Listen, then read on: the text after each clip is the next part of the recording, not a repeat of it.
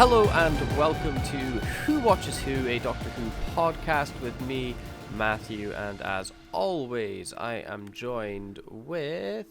Hello, it's Scott. Yeah, we got 2 episodes this time, baby. We do, yes. We've got 2 episodes because we just didn't record an episode last week because our schedules did not align. So isn't that fun? But we're going to be covering Dot and Bubble and Rogue this week. I think probably a decent double feature for the podcast because they're both just kind of good. Yeah. They're both just kind of, there's not that much to dissect in them. The stories aren't like mega deep. There's not a lot going on. It's just like, oh, these were good episodes of Doctor Who. Awesome. I like a good episode of Doctor Who. It's been a while. We do have like 2 pieces of, not breaking news, but news we could discuss. Gasp. Of course, one of the news is a bad news. Mr. William Russell has sadly passed away at the age of 99. He, of course, played Ian Chesterton in the first 16 stories. I think he lasted 80 episodes in total. It's a good run. Of course, the original guy who was cast to be the hero, like the Doctor wasn't the hero initially. He was kind of the original Doctor, some might say. Nobody says that, but some might say it. Yeah, R.I.P. King. We saw him very recently, at least. He got one last goodbye in The Power of the Doctor when he showed up again, which was very nice. And we're still waiting for Susan to come back, but will that ever happen? But yeah, William Russell is so good in Doctor Who. We can't say enough about him. There's too much to say about him. He is really solid in Doctor Who.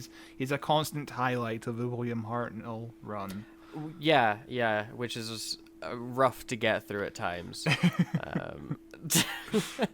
Most of the time. Of course, we do have lighter news. Doctor Who confirms new episode of Return and spin-off and hints at a link to a classic story. So this is Tales of the TARDIS, which is going to get a new episode very soon, just the day before the series final comes out. I need to finish Tales of the TARDIS. I think I've watched 1 episode. Yeah, it's a good little... what the fuck do you call them? Recap stories? Yeah, sure. Curated little bits, I guess, because they're very... I don't know. So the new episode will air at 8 p.m. on Thursday, the 20th of June on BBC4 and BBC iPlayer. Very few details about the casting and plot have been revealed thus far. Only that Gatwa and Gibson will make their debut in the episode. So it's very interesting because we've only dealt I saw possibly the description for it on Twitter earlier today. I don't know if it was legit or not, but take it with some salt. But it was like the Doctor and Ruby take a break between battles to reflect on where they are now, I think is what the description said, which is I guess interesting. It makes me feel like this Tales for the TARDIS thing is 100% like just a filler little side story thing for if you want to see it. There's not going to be any hard plot canon going on, but maybe I'm wrong. Maybe it's the most important part. I too saw that same little post, but Twitter is so broken. You look at something, then all of a sudden your feed just entirely resets and it's gone. Yeah. It's completely vanished. Although my feed has been so empty for the past 2 days. Like I will go on it and I will refresh, and it's the same post from like 5 hours ago at the top of my feed, and I'm like, oh, there's nothing new on this app right now. It's excellent. Because recently you've been sharing a lot of screen caps of Twitter posts. I've been sucked in on X recently. After I look at these Twitter posts that you send me, I immediately go on Twitter and see these exact same posts appearing on my feed. Yeah. It's a great, not broken website at all. There's no users on it. That's the thing. Is there's everybody's feed's the same now. So one theory about this Tales of the TARDIS is that the villain Sutekh will return. Sutekh.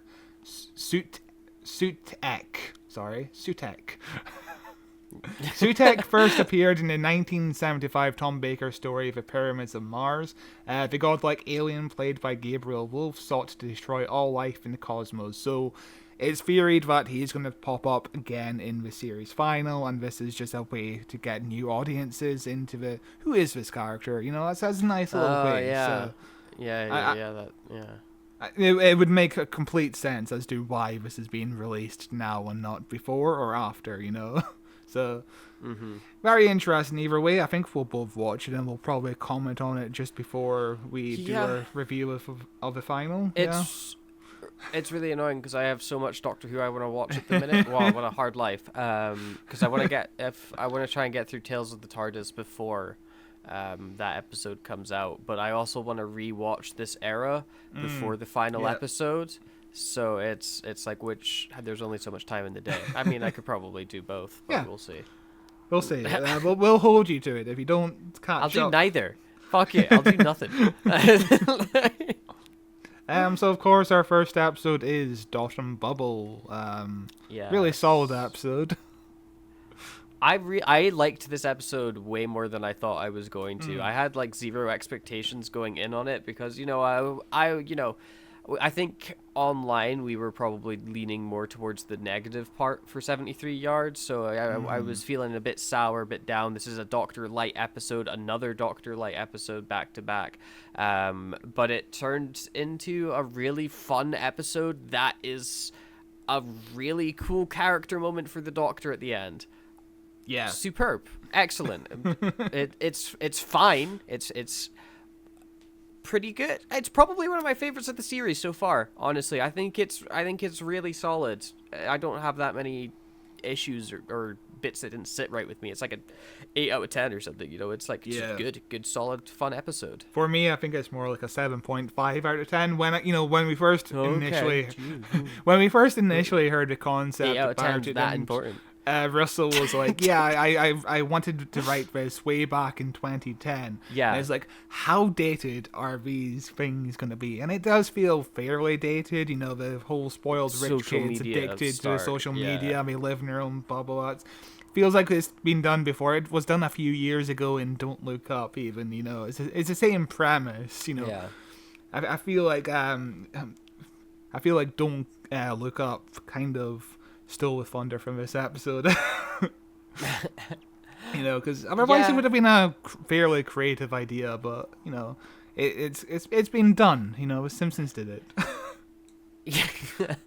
Yeah, it's not really winning any points in originality for the little plot that's happening, but there's just little moments in it that I like, and I think the ending is so goddamn good that it kind of makes me like the rest of the episode, because I'm like, it's okay that this was a silly plot and that it wasn't really giving any deeper messaging in it, because the episode is about something else. Actually, this is an episode about the Doctor, even though he's hardly in this episode. I thought that from a character point was really really interesting. It being about the Doctor in the end does make up for the fact that it is a Doctor Light story. It does feel like the Doctor is more involved this way, which is a genius idea. Also, yes. Also, yes. Incredible speech from Ncuti at the end. Yeah. Absolutely phenomenal speech, and I have missed so much the Doctor monologuing and trying really hard to get something right. When was the last time that happened? All I remember the Doctor doing is standing there going, Probably the last time he had a speech like that was to the two masters in The Doctor Falls. The whole speech about being kind and trying to get his friends on board. It's that was fucking. Decades ago. Goddamn good. Like 100 years ago. Been a long ago. time. Yeah, been a long time. But that was goddamn good. I love a good Doctor speech. Need more of them. This the episode best thing about Matt Smith's era. Every episode. This episode to me felt like it's the same kind of structure as The Water of Mars is. The whole idea of it's a standard Doctor Who storyline of kind of like a base under siege kind of story. And then at the end, there's a big twist, with Waters and Mars, where he can't save this woman because she's just like, no, I'm gonna fucking kill myself. And that's kind of what these people, these fucking bigots do at the end. They of do, the episode. yeah. They're just like, nah, fuck you though, bye. Because and it was so cool. Racism isn't cool. Let's get that. But it is cool when I thought racists kill themselves. Kill themselves. That is pretty cool.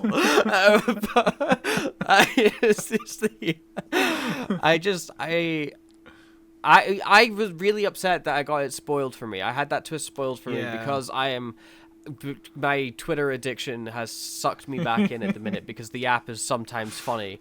I opened up Twitter when I woke up in the morning, and all I was seeing was, oh yeah, the guys were racist at the end. Never saw that coming. What a twist. That was, wow, shocking. And I was like, cool, awesome. I'm really glad I chose to go on the internet because I forgot Doctor Who came out at midnight. But anyway, it actually, I think, wasn't it more interesting experience watching this episode the second time round, or for me the first time round because you had it spoiled. You pick up on so many things cherry marked throughout the episode that is just like, yeah, these people are racist, by the way. It's just tiny little offshoot sentences, little reactions to things that are going on. I thought it was absolutely brilliant. And even with the character Ricky September, who's basically the white doctor. Like, he's like what every white doctor, like your Matt Smith, David Tennant type, with the big floofy hair and the sexy, like, I'm gonna save you, run, come with me, and immediately this character 100% trusts him and is like, yeah, you're right, until obviously betraying him at the end. But it's just, I love that aspect of, if this was literally any other doctor, even Jodie's doctor, she's literally a blonde white woman, she would be able to succeed in this scenario, but this version of the doctor can't. And it's superb.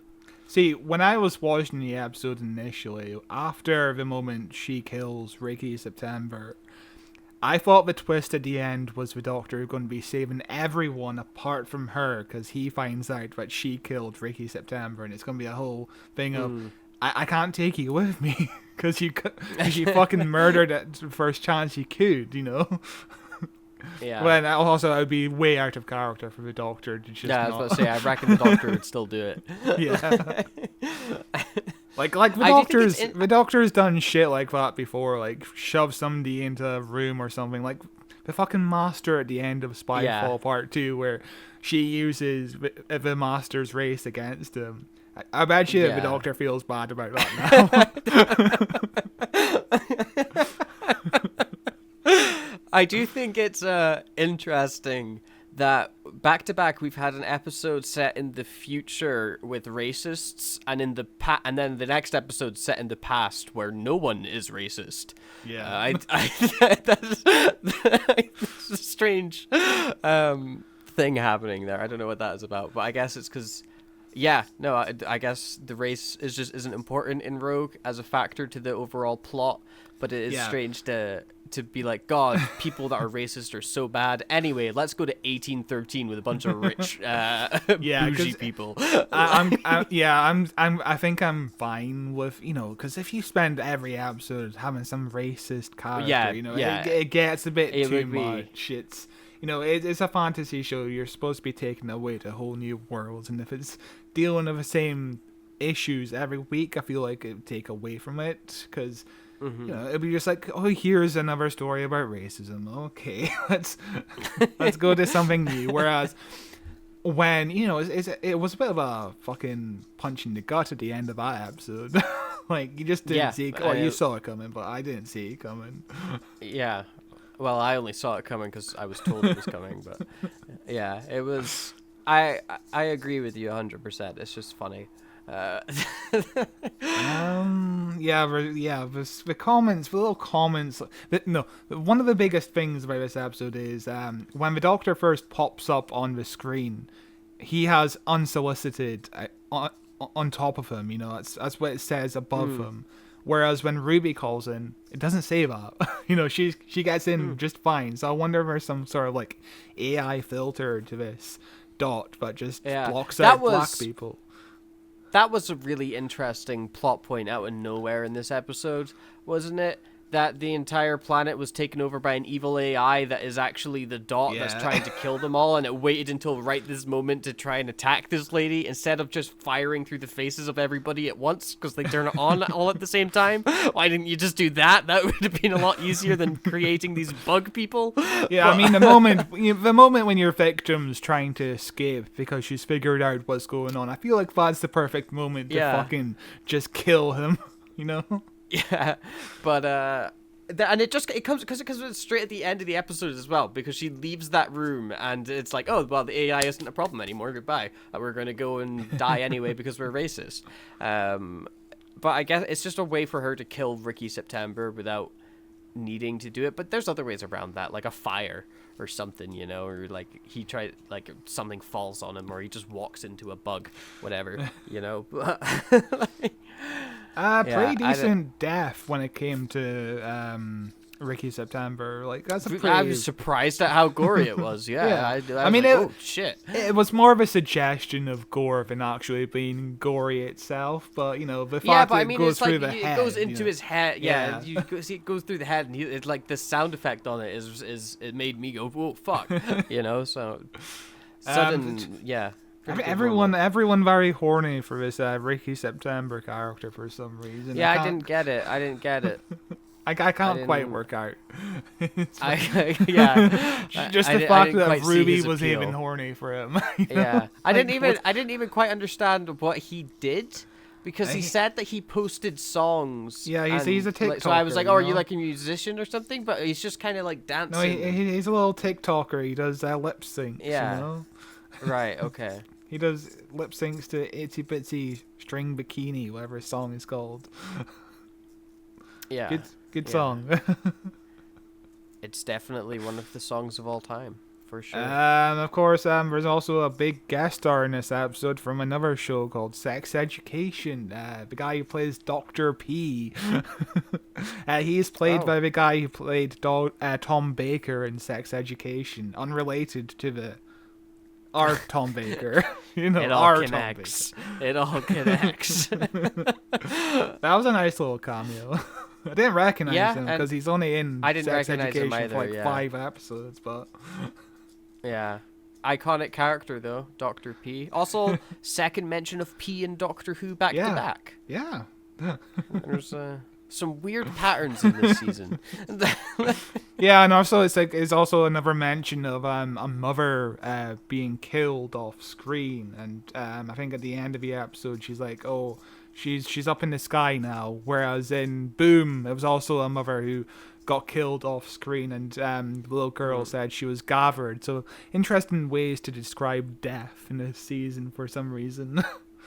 Are they connected? Maybe, See, this is the problem when you do like these little connective tissue subplots, like Susan Twist and the old lady and stuff like that. You know, Ruby's mum. Like you start picking up on these little patterns. You know. Yeah. Do you expect? I don't know. I was just thinking about the final. I don't know if I'm excited to see the final, but I don't know if I'm expecting everything to connect and make sense. I'm anticipating but we'll see. Yeah, we're going to get some answers, and there's still going to be a lot of, oh, we have to wait another season to find out what the fuck is going on here. You know, there has been pictures released where Mrs. Flood is standing over Cherry Sunday, the grandmother, in a very kind of sinister way. So I don't know what's going on there. I'm very excited. I am excited. I'm so sad it's the final, or part 1 of the final anyway, but God, fucking 8 episodes is not enough. Which is kind of one part that makes me a little bit sour on these episodes, is you've only got 8 episodes, and like a large majority of them are just kind of whatever little mini-sode sort of things where you're not really doing much with it. Like if episode like 5 and 6 were part of a 12 episode season, you know, or something like that, I'd be like, awesome, these were really solid mid-season episodes. But we're right at the end of the season, you know. Again, that's just a weird thing about this season. I do hope we get more episodes. Like, make it 10 episodes feels better than 8, you know, because I just don't feel there's a big relationship between Ruby and the Doctor for some reason. You know, they've spent the last 3 episodes 73 yards just not hanging out. Yeah, like even in Rogue, they're together for like maybe 4 minutes total screen time, because the Doctor's off kissing that dude. You know. Yeah. Oh my God. Yeah. Like there's interesting. It's the same issue I had with Flux, where everybody got split up all the fucking time. Immediately, like, how many with fucking the Doctor for like 5 seconds? How many conversations does Dan have with the Doctor? Like 5? Like, maybe if he even says a few words to her. Honestly. Is there anything else to say about this episode? Because there's not really. The slugs were pretty cool. Great. I love the vibe. I love the vibe of everything. Color set design was amazing. Is that pastel colors? Would that be pastel? It feels pastel-y. I have absolutely no idea. It feels pastel. You know, I like the colors. Yeah. Yeah, I liked all of that stuff. I absolutely loved systematically killing everybody in alphabetical order. I thought that was really funny. I hadn't seen that before anywhere, so I thought that was cool. Yeah, lots of fun little stuff. When they were trying to make the connection of why have these people been killed and these people haven't been killed, I initially thought, oh, maybe Ricky September is behind the whole thing and he's killing off people who haven't followed him or something like that. I think it's interesting how stupid the Doctor is. It feels like it took him a long time to figure out it was alphabetical. Yeah, because other doctors would have figured that out pretty quick.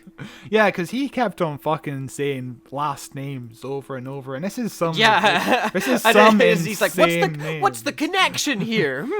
I wrote down Aaron A. Aronson. I wrote down a list of kind of insane names in this episode. We have Jimbo, Cooper Mercy, Valerie Nuke, Gothic Paul, Stewie Bloom, Rooster Jacket, Kirsty Bookkeeper, and Hoochie Pie. Weird. Yeah, they are weird. Although, to be fair, all season, Russell T Davies has been giving people weird names. This is a very weird name-filled season. You know, even Ruby Sunday is a weird name.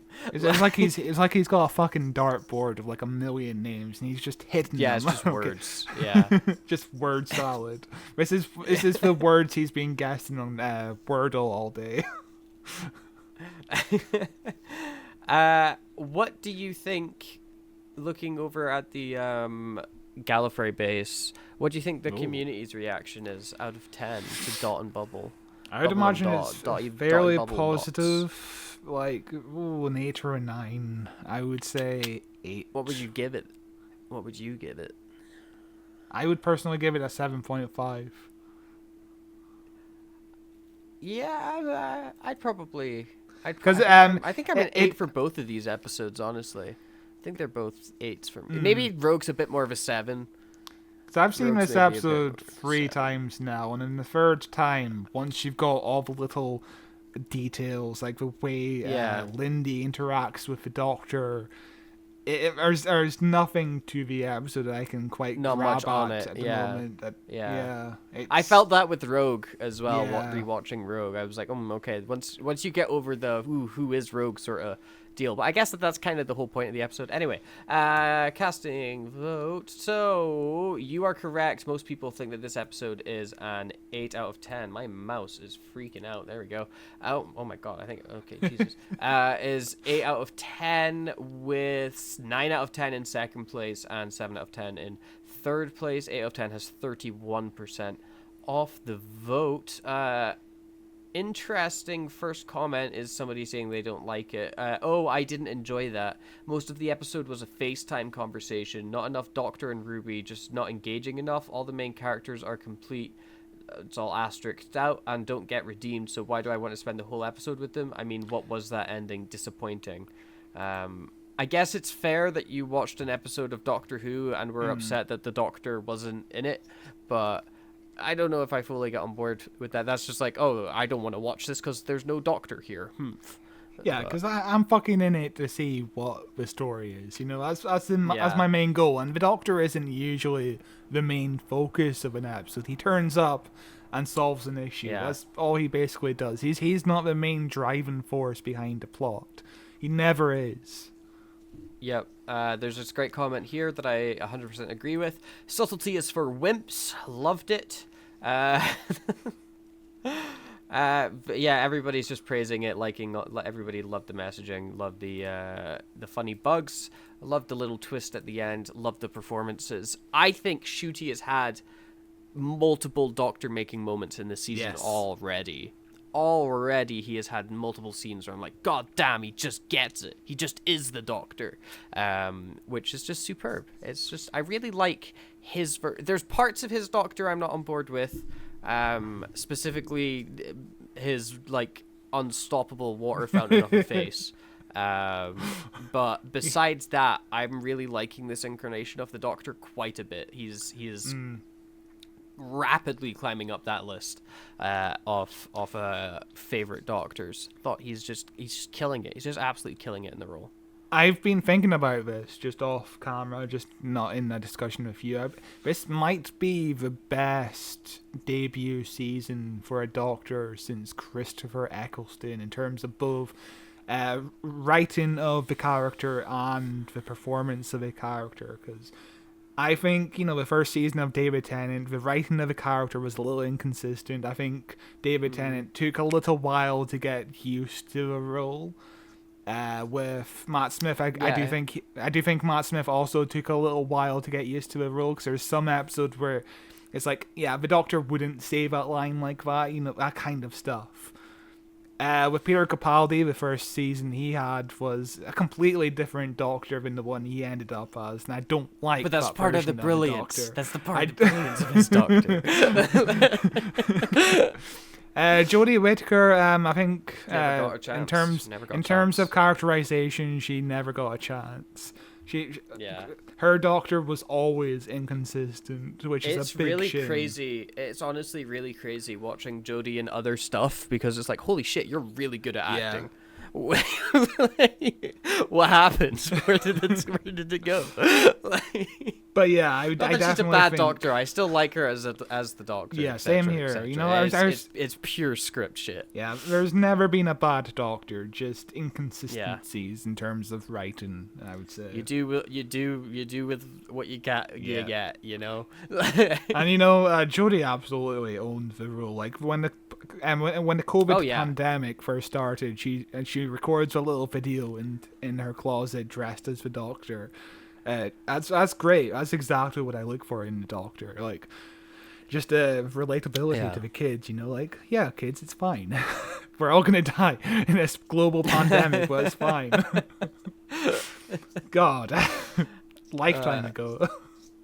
It was a lifetime ago, Jesus. But yeah, no, Dot and Bubble, solid fun episode. Let's Yeah. move over into chatting about the most recent episode, Rouge. I mean, Rogue. So this is the one that's just like Bridgerton, is all the marketing around it, and I've never seen Bridgerton. All I know is it's like softcore porn, and Yeah. your mum probably watches it.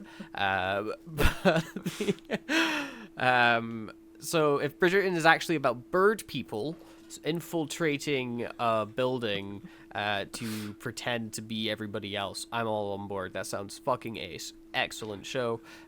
This was a really solid episode. I liked how silly it was.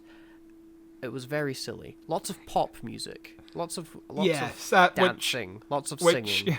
Which, from my understanding, is a thing that's in the Bridgerton show. They do like classic Right. renditions of modern pop music. Like I think the Billie Eilish song they play in this episode as the Doctor and Rogue are first talking. I think that's actually from Bridgerton itself, like this- from the soundtrack. Is this the first parody Doctor Who has done? if this is like just like a straight parody episode of Bridgerton, down to like the musical motifs. I mean, Is this- in terms of like looking into the camera and being like, yeah, this is a parody of this TV show, but it's very popular. You can watch Yeah, it on they Netflix right now. Yes. Yeah, they vocally mentioned Bridgerton multiple times. In terms of parody, not really. They've done parodies before, like Spyfall was like a parody of James Bond movies. Sure. They Yeah, kind of okay. mentioned shit, but I think Spyfall is more of a parody of Spy itself, like the spy genre. So Yeah, it's more of a Yeah. genre piece. I would have to go than, back. like a specific, like it's not like a specific James Bond movie they're parodying. You know, I mean, like Flux is like a whole parody of Star Wars almost at times, but there's. So this episode fucking starts off with them basically talking about sex. One of the characters is like, "Oh, Yeah. you have dishonored my sister," and the other And character he's is like, yeah, I banged her everywhere. Yes. Everywhere. Which I was like, okay, this is a bit blunt. This is a bit of a surprise. Yeah, I didn't even click with me as something that was weird for Doctor Who to just open up with, but yeah, you know, just banging. I mean, in my head, I was like, yeah, but one of these characters is being a bit too meta and a bit too modern speaking, and it turns out he's a fucking alien. So of course that makes sense. Oh, sorry, excuse me. I really liked the opening to this episode. The opening to this episode reminded me so much of. It's weird to say class like old New Who. You know, I don't know. Like it reminded me of the 2000, the early 2000s era of Doctor Who, Yeah. where you get a spooky opening in the dark where one of the characters dies in a gruesome way and it's like blue flashing lightning everywhere. You're like, wow. Loved it. I absolutely loved it. Yeah, I liked do a love lot of these things little in this peeks episode. into the plot without the Doctor. You know, like this is what's going on Yeah. before the Doctor has even arrived, and we're always like kind of one step ahead of the Doctor. Apart from, the fucking. Like I feel like the Doctor should be like one step ahead of the audience at the end of the episode. You know what I mean? He's a dumb guy. This Doctor at times. You know, he's Like- too emotional.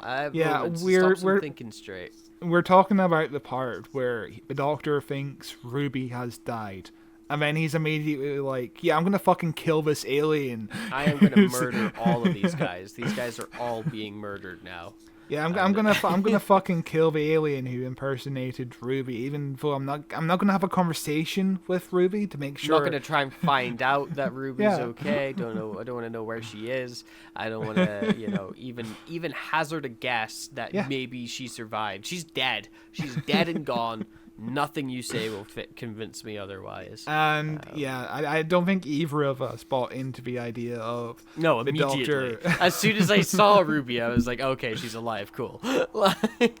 Because everybody else is a bird. Everybody's already a bird. So why is she the one bird that decided not to change? It gives it away. But one bit of weird editing, I would say, is whenever sometimes they do this neck thing, you know, where they kind of Yeah. creak their neck. Ruby, I mean, there's a sound effect that goes with it, implying that Yeah, they Ruby are otherworldly. Ruby When does Ruby, it, but it's just to trick Yeah. you, the audience. Yeah. so Ruby Yes. does the sound effect. Although by I guess herself. she's trying to blend in, so she's trying to Yeah. pretend like she's one of them because she's But- cosplaying, even though that's not what cosplaying is. But her actually snapping her neck like that was fine, but the sound effect, I don't understand how the It's sound just a effect really good works crack. because You know, you ever just twist your head, you're like, oh, fuck yeah. It's just extra satisfying. in this episode we find out the Doctor can have earrings that programs them to dance. Sure. They can dance. Sure, I honestly didn't even think twice about it. I was just like, Insane. all right, yeah. Remember, sorry, I was just relating this back to Spyfall. There was dancing in that episode as well. Oh my god, the Uh, old toe tap shuffle. Yeah. Oh my fucking god. It all connects. It all What a connects. shit show. But anyway, Dancing stuff was good. The Doctor immediately gets bored with Ruby when she goes off to dance with other people, and he spots the sexy man in the balcony above. The Doctor fucking warns Ruby, hey, don't fucking get accidentally engaged or anything like that. And then later on in the episode, the Doctor himself gets accidentally engaged. It's called foreshadowing. I thought this isn't the first time the Doctor is being engaged to within an episode. It would be the Aztecs with the Coco. Do you remember when he accidentally accepts the wedding proposal? Great stuff. Yes. Probably like one of my favorite William Hartnell moments as the Doctor. It's because it's in this first season. Yep. See, first season is solid. I think that first season is pretty It's all right. decent. Yeah, season 2 is like immediately impossible to watch. Yeah, you're still on The Chase. You need to watch The Chase in honor of William Russell. Yeah. See his farewell episode. I would love to do it if it was good. You haven't even gotten to Frankenstein yet, my dude. There's too many other things to really sit and justify 20 minutes of William Hartnell era Doctor Who if I'm not going to talk about it, you know. So Sexy Man in the Balcony, played by guy from Hamilton Jonathan / Frozen / Groff. Mindhunter. He is he's a interesting character. He is very Captain Jack, a little too Captain Jack at times for me to be like, oh, okay, you know, we have this character again. Although I would say Jonathan Groff's character here is less gay, you know, less camp.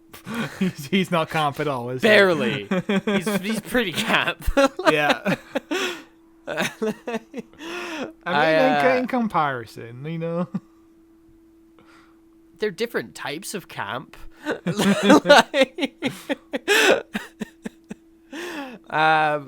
yeah, no, I really liked him. I really liked him as Rogue. He's a character that we don't get a lot of answers to in this episode, which is interesting in an episode called Rogue, about Rogue. The only thing we know is that he's called Rogue and he's got a spaceship. It does feel a bit like Angel the Vampire in season 1 of Buffy, you know, where, you know, we just know his name is Angel and there's a mysterious thing about him. Oh, he's a fucking vampire. Great. Doctor Who needs vampires. Sexy vampires, please. Doctor Who's had vampires. They were but not in sexy Venice. Vampires. They were pretty sexy. They were like women hardly wearing any clothes. They just had these weird, sharp teeth. Well, if that's what you're into, I love sharp teeth. Sharp teeth is what I aim for. But yeah, no, I thought he was interesting, and I like him as a romantic interest for the Doctor. I think that's a compelling, and because obviously you've got River Song, who people are very protective over as a character because she's the Doctor's wife. She, I think, has an amazing arc in Doctor Who, and every time she shows up, it's like an awesome moment. Very cool stuff. Love River Song. And then the Doctor's other partner, Yaz. Well, there we go. And then there was Rogue. And I think Rogue does a much better job of justifying why he should be partners with the Doctor. You know, because River Song is this compelling, amazing, interesting, almost impossible person who's also time traveling and seems to know everything about the Doctor. And, you know, there's all this stuff around her. So that's immediately a compelling character. Yaz was there, and then Rogue is this guy who's got a spaceship, and he's got like his spaceship's kind of like a TARDIS on the inside, and he's only got one name as well, and he's trying to find out who he's trying to go around, and there's stuff about him, and also he's super hot, and the Doctor wants to fuck him. So there's there's these, I believe him as an interest for the Doctor as a character goes. Like it feels like a character worthy of that interest from the Doctor. I've got to say, I'm not quite on the level. I need a few more details about. I'm not saying I need to know his entire backstory or what he ate for breakfast. And He shit like is that. Tech Te Hun. God, the Doctor has the hots for his own mom. Okay. But yeah, I think I just needed, I would have liked him to stay on for a couple of episodes. Like, Captain Jack at the end of series 1, he becomes a companion Yeah. for like 5 episodes Well, at he the could end be of back series in 1. he could be back in season 2. Yeah, I know he maybe will, they'll- but yeah. I feel like when he first introduced the character, I feel like he needs a bit more episodes. He needs to have a bit more time with the Doctor before we get this whole engagement scene just like 5 minutes after we meet. It's a bit too much for me, but within the context of this being a Bridgerton parody, I guess I'm Yeah. fine with it. I guess that's what Bridgerton does. Sure. Yeah. Again, I've never seen the show. But yeah, I'm holding out my opinion before we see more of him. We are going to see him next season. He's going to probably be like Nah, in 2 episodes. he's never coming back. This is like a doctor That daughter. would be This is funny. like it's like the Doctor's daughter all over again. They introduced this really interesting character, and everyone's like, "Oh my god, this is amazing!" Then they go away at the end and vanish. That would be funny. That would be, honestly, do it. I'm on board. Let that happen. I could see somebody as big as Jonathan Groff being like too busy for this shit, but I presume his schedule Disney is- money, man. yeah. Disney money. And speaking of Disney money, like this episode, they have a budget now to make every bird monster a different type of bird, which is kind of impressive, compared to like the Jadoon, where every Jadoon looks like a regular rhino. It's just the same head over and Sontaran, over. where every single Yeah. guy is a clone. Isn't Yeah, that it's convenient? the same head over and over, whereas every design here is unique, and it's pretty cool. Yeah. Some of them looked better than others. The guy that becomes the vicar looks like dog shit. Like, that was a bad costume, but some of the other ones were very good and very detailed. I fucking love that Doctor Who is still doing silly costumes. Like, Oh yeah. no other show is Yeah. like this. No other show would have these actual physical slugs who are like puppeteered. Like it would all be CGI. But Doctor Who goes the extra mile, and I really love that. It's like there's not much in the industry for puppeteers anymore. Sadly, especially in British television, there's nothing apart from like Star Wars or just CBBC. that's it, just kids shows basically. But Yeah. it's cool that Doctor Who is still kind of keeping this industry alive, because I fucking love puppets, my dude. I fucking love Yeah, them. no, they're cool. They are cool. And I did like them in this, and I've been liking all the effects. I don't think there's really... The digital effects maybe at times look a bit bad, but like the reliance on the practical effects have made this season... Yeah. Because obviously there's CGI tipped into them as well, to Yeah. enhance them, whatever. The classic, the new, what Disney did with Star Wars when they brought back like Force Awakens and stuff. Puppets then with CGI on top, and it adds so much because it looks so goddamn good. Yeah, because very, very cool. you can fucking tell the basic outline of the animal or the creature is in Yeah. camera, so the CGI effects that goes over it doesn't look as distracting And- because you're working on And you've something. got like a tangible thing that light Yes. can hit and that people can touch and people can look at and react to. Like there's having a physical prop on set is a huge benefit for so many different reasons. Absolutely cool. Just think of what this episode could have looked like if, Doctor Who didn't have a Disney deal, if we were still on BBC funded money. It would just be wouldn't- close-ups. It would just be like what they Yeah. did in Jodie's era, where it's like, oh, things kind of look good. Hey, why is everything really close? like God, yeah, but this season has looked incredible. Every episode, you It could has. get a different frame, and you could immediately tell what frame that is from, because each episode does look different, You know in what's terms of- interesting? Yes. I don't think I like the TARDIS. What Just do you thinking mean? about, I'm thinking about like how good the season looks and stuff like that. And Yeah. like when you first see the TARDIS, it is impressive. Yeah. It's like because it's big, and that's what really makes you go, oh shit, is because it's big TARDIS. Wow, big. But the as the episodes have gone on, Yeah. like the TARDIS doesn't feel like a character. It Nope. doesn't feel like it's there in any way, sense, or form, and it feels big and empty. And in It's previous seasons, it's like the TARDIS is this living, breathing. It's like, part of the Doctor. They have like a symbiotic relationship almost. But yeah, it feels Yeah. lacking so far. yeah, it's too sterile, and it's just basic white. It's like a fucking hospital, you know. You compare it to Yeah. the first console we saw as kids in 2005, where it's like this chrome color. You can tell it's old grunge with wires. is how- I fucking love that TARDIS because it looks fucking Yeah. fantastic for what the show was trying to convey. And also, like, even when we go into the Matt Smith era with like the fairy tale beautiful. kind of TARDIS, that's yeah, a good all the big TARDIS. golden. Yeah. And even the next TARDIS even after the silver, that, yeah, even the silver TARDIS was pretty. I Yeah. liked Capaldi's version better when he Yes. turned it into like the library and stuff. But even that one, it's still the Doctor interacted with the TARDIS. That's the Yeah. thing, is he talked to it. There were scenes in the TARDIS. We're in the TARDIS for like 5 seconds in these episodes. They're Yeah. like they're in it at the start. They're like, all right, fuck off, bye. Like there's no moment to feel like they're living in the TARDIS and that it's part of their home as they're traveling through the stars. It's literally just like, fuck it, let's get out of this place. There's nothing here. yeah, because a lot of people pointed out the final scene of the Doctor and Ruby talking about the fact that Rogue is now gone.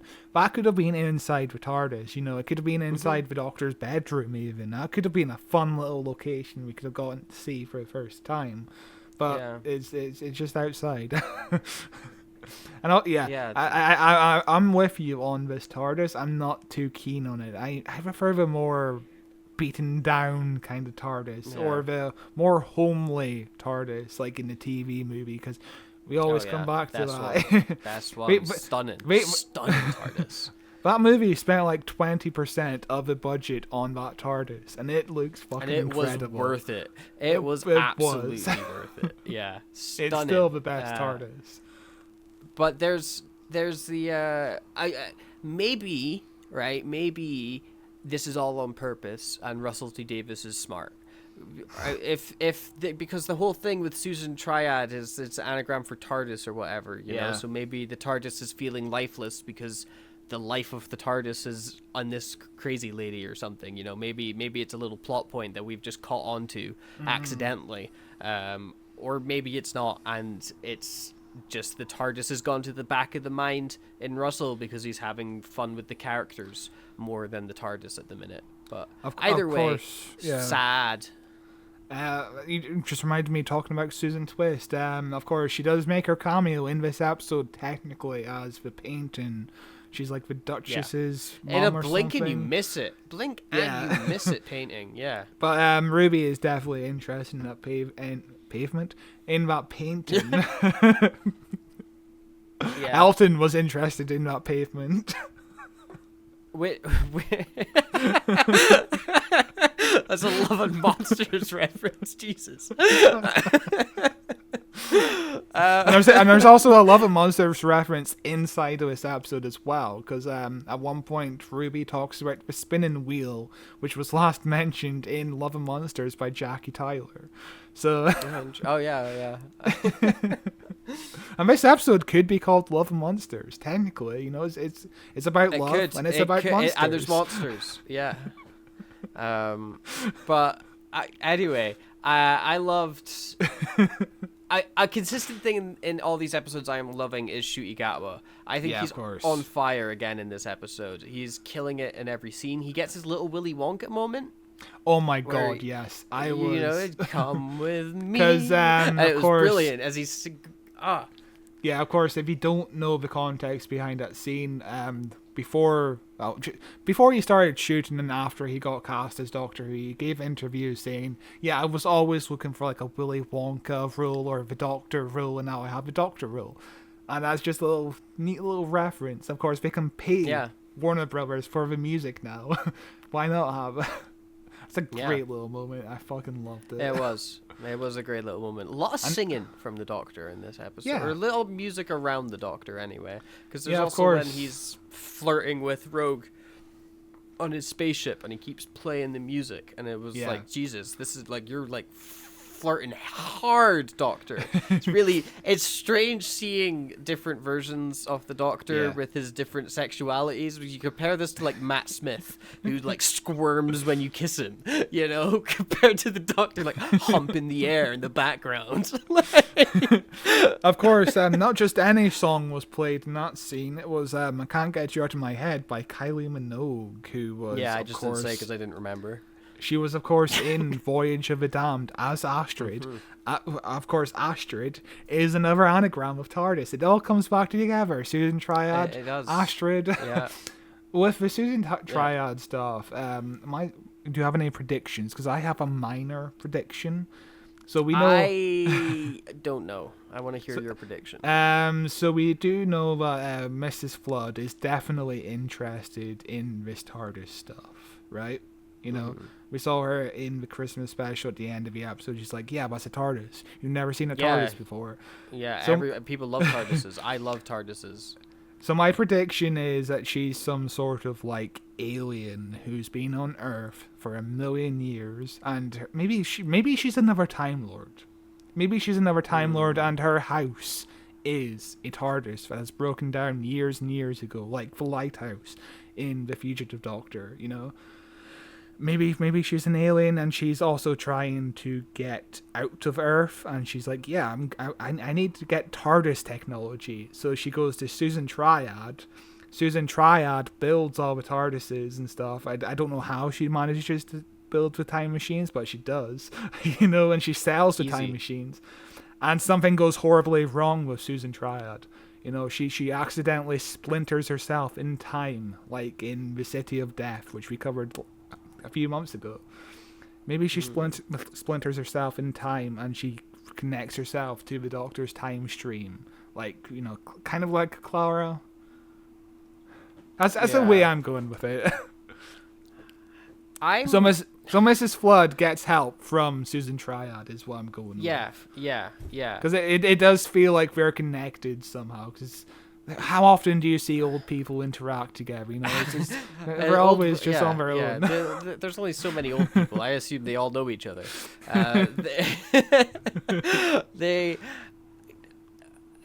see. I don't know where the Susan Triad stuff is going, and I don't know because there's also the stuff with like the One Who Waits, and I don't know if that's going to be connected to this as well. I think Mrs. Flood could be the One Who Waits, because she's been waiting years and years for the opportunity to build herself a new TARDIS and get herself off of Earth to do whatever she wants to do.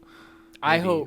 I hope whoever is the One Who Waits gets a reveal where they like walk out of the shadows and they go, "I am the One Who Waits," and the Doctor's like, "Oh shit!" I hope that's the like exact dialogue.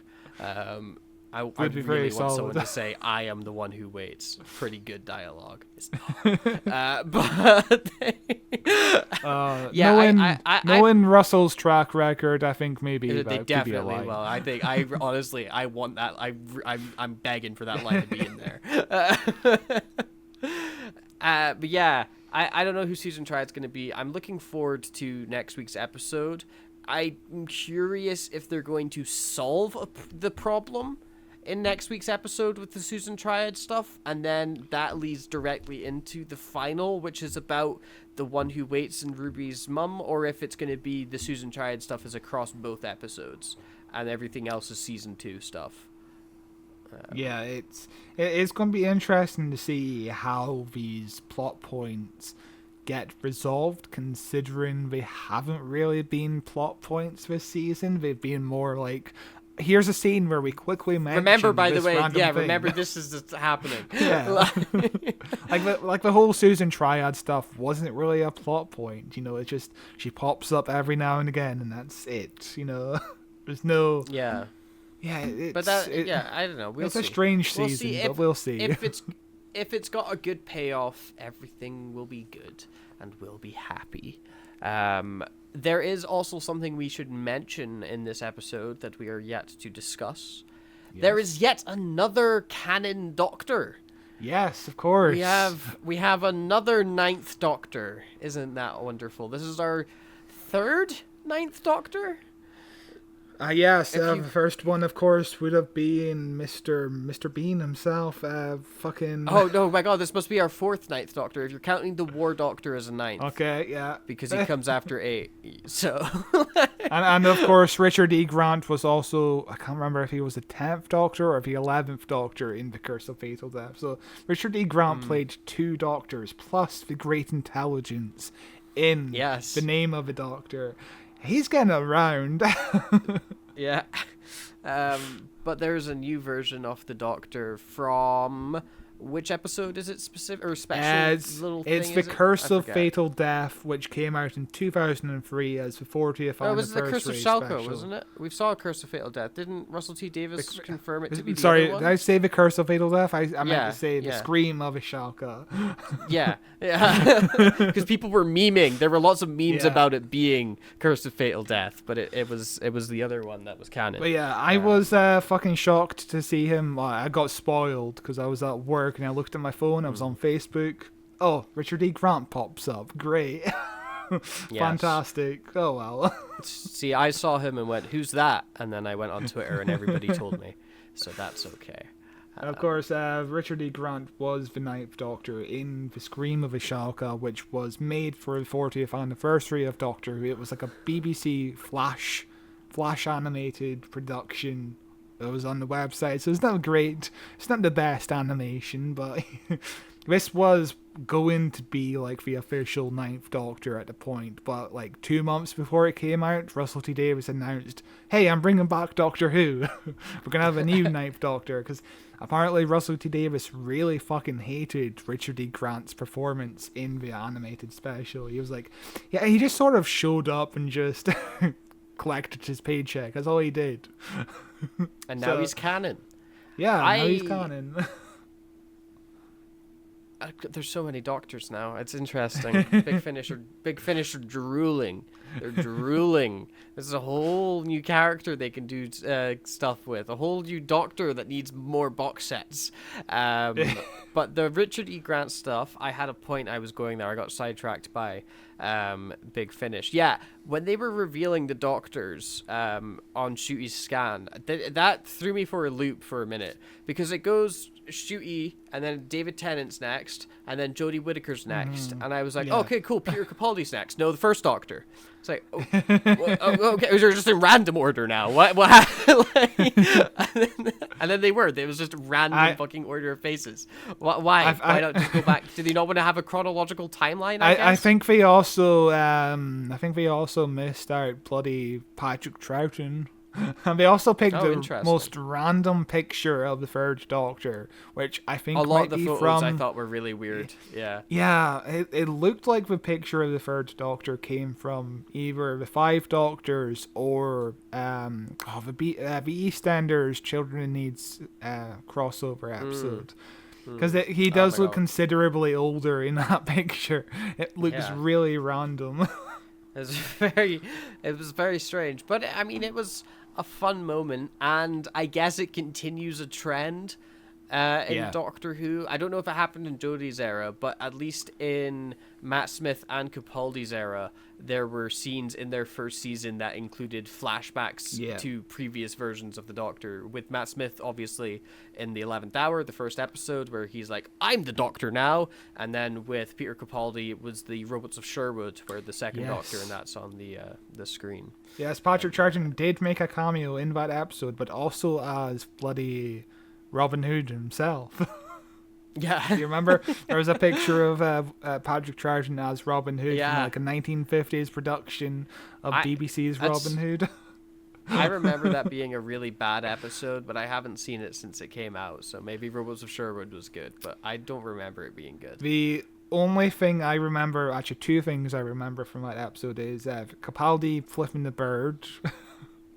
And also, it got censored. It had to have a scene removed like the day before it was released because ISIS was a really big thing at the time, and they had to cut out a scene where somebody was beheaded. So Insane.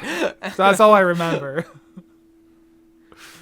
Yeah, Jesus, what a time. What a time to be alive that was. What else do we have in this episode? Not much.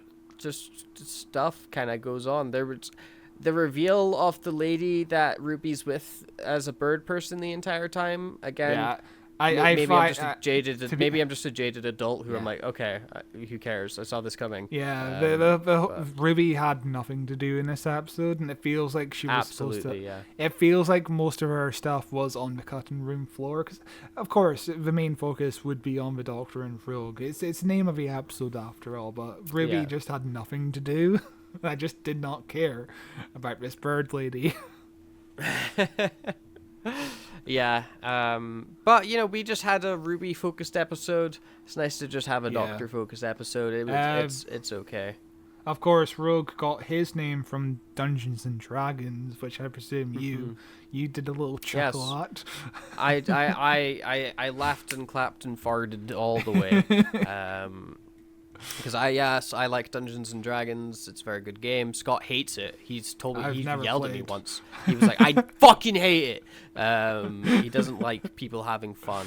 I don't but like having to sit there for fun. half an hour to try and understand what the fucking rules are. The rules are have fun. Have fun. Rules of dice. Have fun. But yeah, no, it's a great game, and it's really obvious that Russell T Davies, I don't think, has ever played it in his life, or this episode wasn't written by him. This was written by somebody else. It was written by the two ladies who did Loki, which Yes. famously Russell T Davies disliked Loki because of the bisexual representation kind of being a last Did you minute see- addition. Did you see the tweet from Marvel? Because it's Pride Month right now, and they were like Yeah. celebrating Pride Month, like all the colors in whatever the bridge is that Thor is from, and then people were like retweeting it, being like, "There's not enough gay representation in the MCU, so they had to use a bridge." Like, Yes. Disney, please stop. I'm surprised Gotta get that Disney China market. I am very surprised Disney are letting Russell do stuff like this, explicit gay stuff. That's I pretty guess they just- impressive. they just don't want to sell it to China, probably. I don't actually they can't. China doesn't allow time travel. Oh You're yeah, not of allowed course. you're not allowed time travel stuff in China, God. so they couldn't even sell it if they wanted to. So you can do whatever the fuck you like. That's a weird rule, isn't it? No Oh, time what, travel. what a great. Yeah, so it would inspire people in real life to invent a time machine to change politics in China. Yeah. Very cool. But yeah, the whole cosplaying thing, I think we talked about this earlier off mic. The whole constant mention of the whole cosplaying, it's more of a role-playing thing. And of course, the Dungeons and Dragons thing makes it more obvious it was meant to be more of a role-playing kind of analog here. Yeah, it's rather than it's cosplaying. It's very everything. bizarre. If you replace every time they say cosplay with roleplay, it makes way Yeah. more sense. Because they are assuming the roles of these rich people. They are assuming the roles of these like ho ho ho people. The guy Rogue got it from a role playing game. Ruby has to play a role as one of the bird people to save her life. This is not cosplay. Cosplay is like a Halloween costume, but you put a little bit more work into it. This By a whole little bit, I mean a episode- lot more. People that do cosplay are very talented. the whole idea of these aliens really being into the Bridgerton because of the TV signals being spread out across space kind of reminds me of Futurama. Futurama kind of had the same thing with it's a single female lawyer episode where the Single aliens are female so lawyer. where the Yeah. aliens are so into this lawyer show from the 90s because they just got it. It It's takes brand so new long to for the them. broadcast. Yeah. And then I think the TV show got cancelled in the 90s, and they sent a message to Earth, and we're like, we will destroy you unless you bring back this TV show. So the crew of the Planet Express have to recreate a new episode. 'Cause, yeah. It's Well, a great episode. it took it took 20 minutes for me to write, so it would take 20 minutes to film.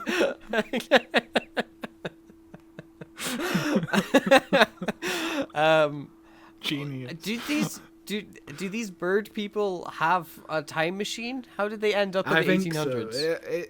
That's the They're one just- part I was waiting for an explanation for, because Yeah, I guess they do have a time machine, but they must do, or they there's got no really mention lucky of when they landed on transport. Earth. And they, but how would they know what Bridgerton is?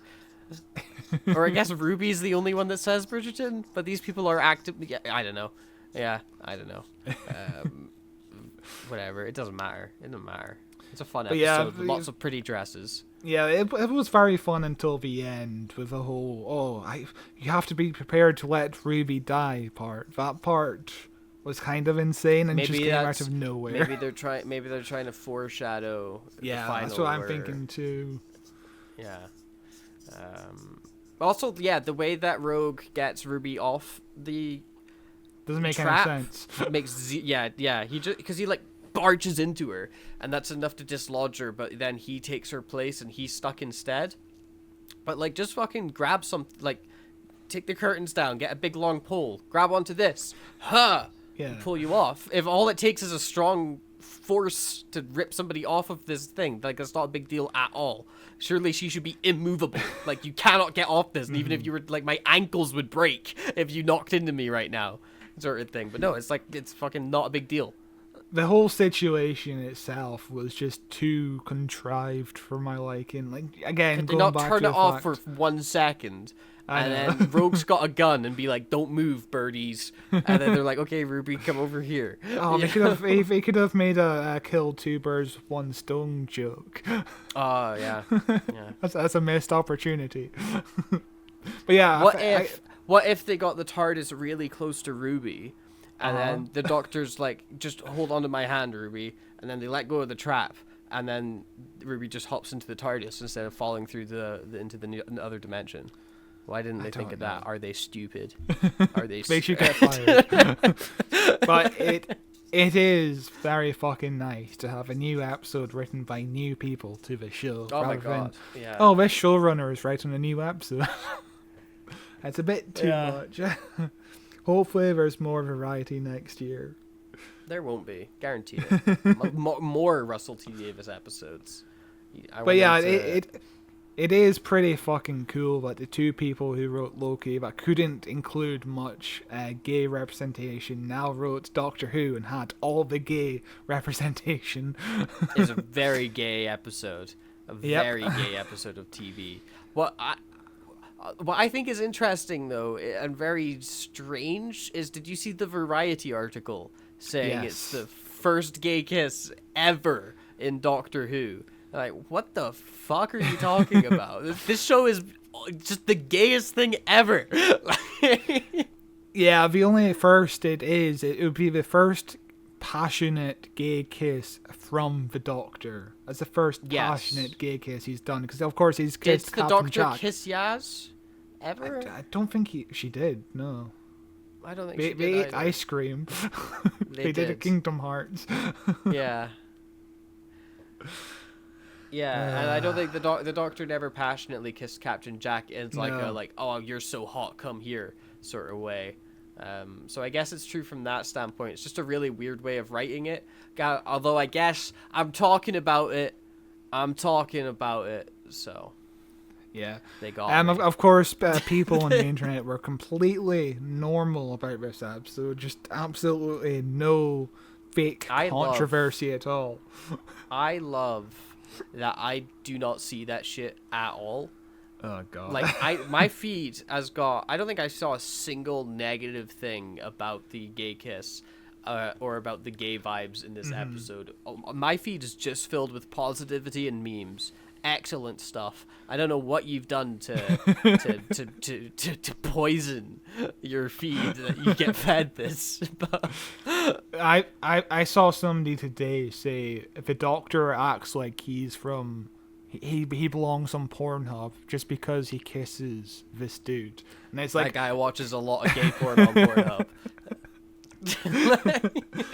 yeah, it's like you didn't have a problem with it. Going back in time to 2006, The Girl in the Fireplace, kind of the same kind of vibe. You know, the Doctor falls madly in love with this Victorian lady. No issues then, but now there is. Okay, great. Yeah. That just shows Although, you to the be weird place fair, politics are there at the were moment. some issues then. They were just different issues because back then I think people were still mad the Doctor was horny. Or Yeah. the Doctor didn't used to be horny, you know. I'm fine with a horny Doctor. Hot take. I'm fine with every incarnation of the Doctor being different because Yeah. that's kind of the point of them, isn't it? You know. Mm-hmm. But hey, whatever. What? Do you think Also, that- interestingly, yes. when the Doctor's faces all showed up, why didn't like all the 12 versions of the Kid Doctor? Why weren't they there? Why weren't the Morbius Doctors there? Yeah, exactly. Where's the consistency?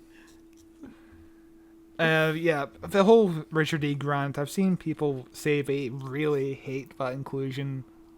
Who the fuck gives a shit? We need to cover that on the podcast because Yeah, I haven't seen the episode, so we need to. We were gonna do it last year, but certain things happened. We need to do it this year. I think I need to reposition some stuff because I think sooner better because people are gonna be wanting to know. They're gonna be if we're thinking to be searchable. You know, yeah. But yeah, anything else to say? I really like these two episodes. Going back to Dot and Bubble just for a little bit because I haven't really said this. I really find that episode interesting as a meta commentary on the state of the internet these days in terms of people who really fucking dislike the fact that a person of color is leading Doctor Who. You know, they want to see white people on their screens all the fucking time. Like absolutely no diversity in terms of even if a diverse talent is really fucking talented in the case of Ncuti Gatwa. And it's an interesting commentary to go like, yeah, this is the Doctor. There's nothing we can do to persuade you to change your mind about your racist ways. Because I've seen some people go like, why didn't the Doctor try and change their minds at the end? And it's like, how the fuck do you expect a black person to try and suddenly change the minds of dozens of racists when they... Why didn't they do that before? Why didn't black people simply tell racists, "Hey, be nice"? Have you tried being nice? Why didn't they think of that? Centuries of pain could have been avoided. Centuries of pain. Idiots. It's insane. It's the worst reason I've seen of this episode. It's something else. But also the idea of that episode, of that scene being the first thing Ncuti Gatwa shot. That's an emotionally raw moment. And there was some consideration, hey, maybe this is too much for him first, you know, being the first scene ever, but he nailed it. And he was apparently excited to get his teeth down into it because he some people also say that Russell is being too harsh on Ncuti Gatwa for writing that scene, but I think Ncuti Gatwa could have a say in, oh no, I don't like the way that's written, can you please change it? Because that is a delicate fucking topic. I feel like Ncuti Gatwa has full control whether or not he likes a scene like that, you know? He probably has a say. Like, just imagining a fully grown man in his 30s not being able to say anything if he doesn't like it. It's a bit... He is a professional actor, man. Yeah. I think if he had a problem with the scene he was doing, he would make that known. You know, he is... And also, it's part of the job at the same time. Stuff needs to be filmed when stuff needs to be filmed. If it's... You just gotta get it done. At the end of the day, you know, you're trying to create a story. There's more people there that that doesn't revolve around you. It takes 100+ people to run a set. If this is the first thing you're doing in the day, this is the job. That's just what it is, you know. But yeah, a really solid 2 episodes. I'm a fan of this season. them. I think this is the best season so far good since season 10, I would say. Obviously, we still have 2 more episodes left, but We'll see. I feel like that's a fair comparison to season 10. Because I'm a fucking defender of Series 11. I quite like Series 11 for what it was doing. Yeah, Series 11 is good until the end. Yeah. And then it's just what the fuck was that? You just gave up. Oh, that final that- episode is horseshit. That's one of the final It's so episodes. shit. It's so That- bad. that's one of the episode Chibnall says as his first draft, basically, and you can fucking tell. All of a sudden, fucking Graham wants to murder Tim Shaw. Like, where does this come from? It is insane. It is The consistency, insane there's that none there's of it. episodes of fully funded BBC Yeah. primetime TV that were based off a first draft script. Absolutely madness. Like, looking at the reaction, going over to Rogue, looking at the reaction from people on the forum, everybody is basically saying the exact same thing. Loved the episode. It was beautiful. It was romantic. It was incredible. Everybody loved Rogue. Everybody's saying 8 out of 10s, 9 out of 10s, and just how much they were turned on by this episode. But yeah, superb. I loved Rogue. I thought it was great. I loved Dot and Bubble. I thought it was great. 7, 8 out of 10s. Because they're not flawless. There is some weird things, and weird pacing. Weird pacing continues to be a thing in this season. Yeah. I think there's just the Definitely in style. this episode. I feel like Dot and Bubble was perfectly paced. I don't see any changes to Yeah, what it I was could much make. better. This episode does have, you can tell there's some subplots, maybe there's a... Right at the end, just Yeah. yeah. There's a good 10 minutes that feels like there's missing in Rogue, which is a shame. I really hope next season Russell could go, hey, I kind of want this episode to be 55 minutes, this episode to be 45 minutes, and so on, because 45 minutes for Doctor Who is a bit too slim, I think. It's always been a bit too little. I wonder if that's less like a Disney thing and more a BBC thing, because Yeah. it's still airing terrestrially on BBC. So, so maybe it's just like, hey, if you want this to still come out on BBC One, it needs to be 45 minutes because that's the Yeah. slot, and that's just how it is. It could also be a Disney thing. Maybe Disney have some intent to maybe air it on one of their networks, like Freeform but or FXX or something like that. Disney, I think, are usually pretty good at letting runtimes be whatever they need to be most of the time. Because, like, whenever I watch a Disney thing, I never know what the runtime's going to be because the credits are always half an hour long. So See, I have a fucking opposite problem. I feel like they've set a strict runtime with these fucking Star Wars shows. They have to be 30 minutes without credits. That's too little. Because I like Andor was 45 minutes per episode, I think. But then Andor was also on television. They aired that on ABC, I think. So it's slightly interesting. different.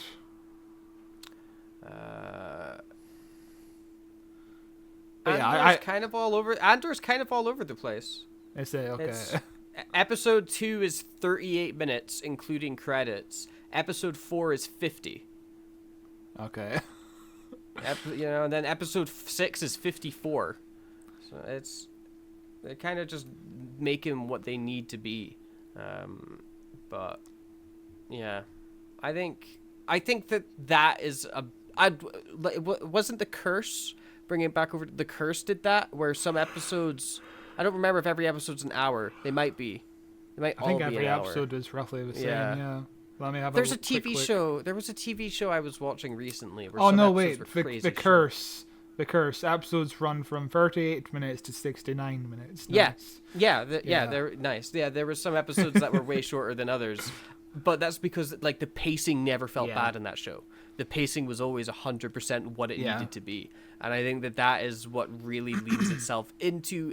If you are gonna go deep into this streaming age with TV shows, fuck it, experiment Yeah. more. It opens up more freedom. Let's go for it. I'm all for messy runtimes. The last season. I'm not doing anything. The last season of Stranger Things, some episodes were like 2.5 hours long. The entire incredible. the entire last season was at least 90 minutes an episode. Yeah, that final season has a runtime of like 17 hours, which is insane for like 10 And episodes. to be fair though, Uh-huh. fucking flies by. Absolutely Yeah. flew by. I thought it was a banging season. Superb. Yeah, I'm surprised how I didn't feel it drag at all. And, No, you yeah, know, no, I just zipped by. and every character, every character felt like they had enough screen time and enough plot progression. It felt really solid. I think, yeah, Doctor Who does need to shift around a bit. Maybe one episode be. You could have episodes that are only like half an hour. That's fine. if the episode I think only especially warrants half an hour. if you've only got 8 episodes, yeah, then fuck around, yeah, Like you could have, let's have an hour and a half episode. Why not? We've only got 8. Let's experiment. Let's have a half-hour episode. Let's have a shorter, like easy to solve little character piece. Let's shift up the format. But like I guess Games. I guess I'm against TV now. I was all for it before. Now I'm against it. Squid Games is also an interesting example. I think every episode of Squid Games is almost an hour long, apart from like the penultimate episode, which is only half an hour long, because it's more of a quiet character piece. I think that episode was. I think Doctor Who definitely needs less strict of a runtime, because some episodes just don't quite hit because of it. You can tell there's some stuff left on the floor. And it's a shame. I really want to see this stuff. I really want to enjoy the best product possible, rather than, we had to cram everything into 45 minutes. Fingers crossed. Yeah, no, I agree. And I don't know what else. I think that's everything. Yeah, that's everything until next week, I think. Yeah. I'm looking forward to it. I'm looking forward to it as well. Final time, baby. Woohoo. Thank you very much for listening. If you made it this far, you should subscribe to us on our YouTube page down below, where you can see us in video form, usually every Friday at 8 a.m. UK time. We are also in audio form on Spotify, Google Podcasts, Apple Podcasts, Amazon Music. There's an RSS feed. We are in every podcast place. Just search up Who Watches Who in your podcast feed of choice, or click one of the links below. You could also follow us on Facebook at Who Watches Who, on Twitter at Watches Doctor. Follow other stuff probably. There's a Discord link in there somewhere. You could buy a book that I wrote. That's there as well. Whole sorts of stuff. Explore, have fun. You know what? You've earned it. Well done. That's the one thing I meant to mention. In Dot and Bubble, Ricky September is like, hey, I don't fucking use the dot that much. Yeah, I just film my music post my video. videos and then I just go away. Yeah, I just go away and read books. I wonder if one of the books he's read is yours. But yeah, maybe. It is made only. I'm not gonna say. I shouldn't say. I'm not going to continue that joke because it's probably not good marketing for my book. Because if you read books, Can You Taste the Color racist. Orange should be number you're one. racist. if you read books, you're... That's his words, not mine. Ricky September was a racist man. I'm just saying. Anyway, we will see you next week when we look at part 1 of the final, whatever the episode's called. I don't remember. Legend of Ruby Sunday. Oh, the Legend of Ruby Sunday. Yeah. Every time I say Ruby's name, I want ice cream. Very annoying. Right, see you guys next week. Bye-bye.